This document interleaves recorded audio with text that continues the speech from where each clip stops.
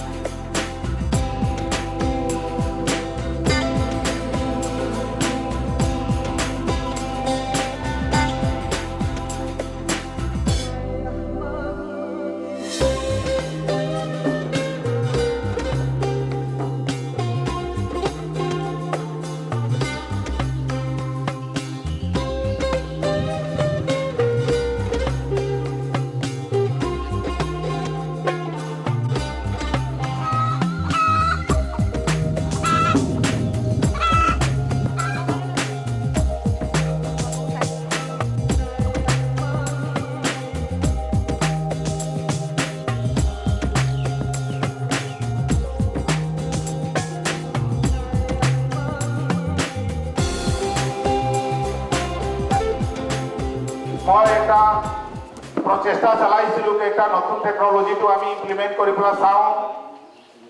Only কিতাপত থাকিলে এইটো নহ'ব, তাৰ পৰা ৰাইজে বেনিফিট পাব লাগিব।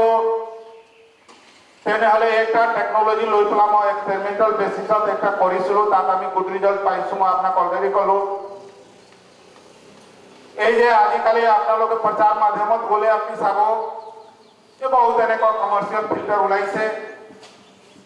এই কমাৰ্চিয়েল ফিল্টাৰতো মই পানী লৈ পেলাই টেষ্ট কৰিছোঁ যে একচুৱেলি এইটো ৰিমুভ হৈছে নে নাই।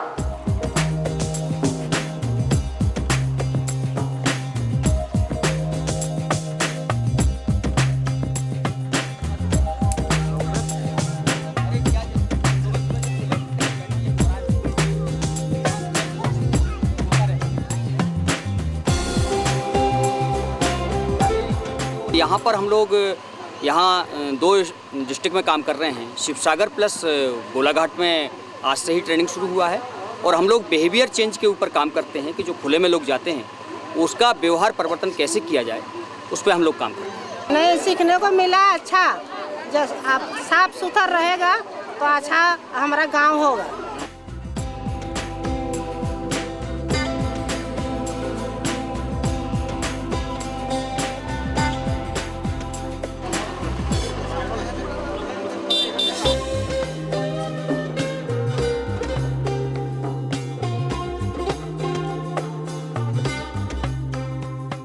ইয়াৰ উপৰিও দূৰৱৰ্তী অঞ্চলসমূহৰ ভ্ৰাম্যমাণ পৰীক্ষাগাৰৰ দ্বাৰা এনে গুণগত পৰীক্ষা সম্ভৱ হয়।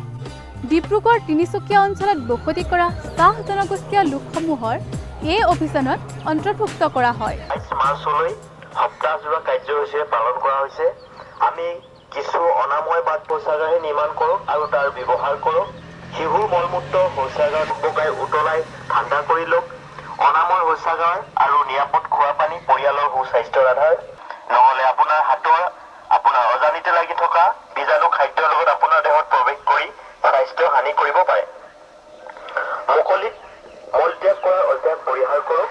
মুকলিত কৰা মলত্যাগৰ দুৰ্গন্ধই পৰিৱেশ বিনষ্ট কৰাই নহয়, স্বাস্থ্যৰো অনিষ্ট সাধন কৰিব। ৰাষ্ট্ৰীয় গ্ৰাম্য খোৱা পানী আৰু অনাময় সজাগতা সপ্তাহ 16 মাৰ্চৰ পৰা 22 মাৰ্চলৈ সপ্তাহজোৰা কাৰ্যসূচীৰে পালন কৰা হৈছে। আমি কিছু অনাময় বাৰ্তা আপোনালোকলৈ প্ৰেৰণ কৰিছো। অনাময় শৌচাগাৰ নিৰ্মাণ কৰক আৰু তাৰ ব্যৱহাৰ কৰক। শিশুৰ মলমূত্ৰ শৌচাগাৰতহে পেলাওক।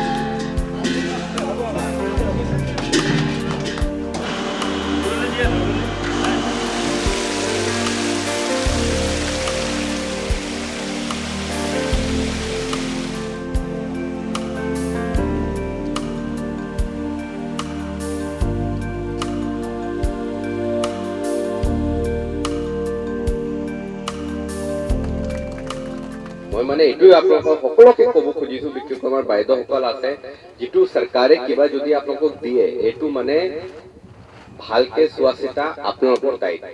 পিছত আপোনালোকে কি হ'ব, 1 বছৰ পিছত মোৰ ওচৰত ৰাইজ আহিব, ছাৰ এইটোতো ডাঙৰ কথা হ'ল না ছাৰ, এইটোতো বেয়া হৈ গ'ল। মই যেতিয়া উল্টাকে সুধিম যে আপোনালোকে কি কৰিলে, আপোনালোকে সদায় দাবীসমূহ, আমিতো দাবীসমূহ লৈ লৈ মইতো ভাগৰি পাই যাওঁ কেতিয়াবা। মানে কেতিয়া মই ভাবো যে মই ৰাইজক উল্টাকে দাবীসমূহ দিব লাগে, কেতিয়াবা দিছি হয়। কথাটো বুজিছে, 1 বছৰ পিছত যদি এইটো বেয়া হ'ব, কিয় কাৰণে হ'ব? যিটো আমাৰ ইউজাৰ কমিটি যদি ভালকে নাচায়, আমাৰ যে মানুহবিলাকে ওচৰা ওচৰি ৰাইজে ভালকে নাচায়, যদি সময়মতে যিজন মানে ইভেন PHC মানুহ যিজন ইয়াতে এজন দিবই, আপোনালোকে দিয়ে না এজন মানুহ, কোনোবা এজন দিয়ে, চব চলাব লাগে। তো দ্যাট মিনছ এতিয়াতো কমিটিৰ দায়িত্ব মানে আটাইতকৈ ডাঙৰ। মানে এই বাচ্চাৰ জন্ম হৈছে আজি, পোৱালিটো জন্ম ল'লে কেঁচুৱা, এইটো কেঁচুৱা কেনেকে ডাঙৰ কৰে আপোনালোকে, এইটো আপোনালোকৰ কথা। এই কেঁচুৱাক ভাল মানে মানুহ বনাব লাগে নে বেয়া কৰি দিব লাগে, এইটো আৰু আপোনালোকৰ কথা। বাইদেউ আপোনাক অলপ চাব লাগিব, আপোনাক মানে অলপ চাব লাগিব যে আমাৰ জনপ্ৰতিনিধিসকল আছে। তো এইবোৰ কথা মানে জাষ্ট মেইনটেনেন্স।